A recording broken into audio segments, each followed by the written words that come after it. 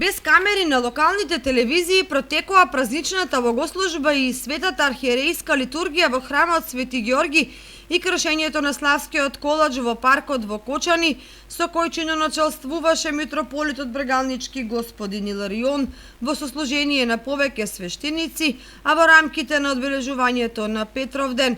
Тоа е прв случај локалните медиуми да не го регистрираат соодветно празникот на градот. На тој начин им е ускратена можноста на повеќе број граѓани да ја видат церемонијата, како и на верниците да ја почувствуваат духовната димензија на празнувањето. Се работи за огромен број граѓани кои поради различни причини немале можност да ги проследат содржините и се надевале дека преку локалните телевизии ќе ги видат концертите и другите содржини за индиректно и тие да видат дел од сеопштото празнување. Таквата реалност остава впечаток дека одговорните го одбележуваат Петровден само за да го одбележат, без оглед на тоа колку тој ќе одекне меѓу граѓаните.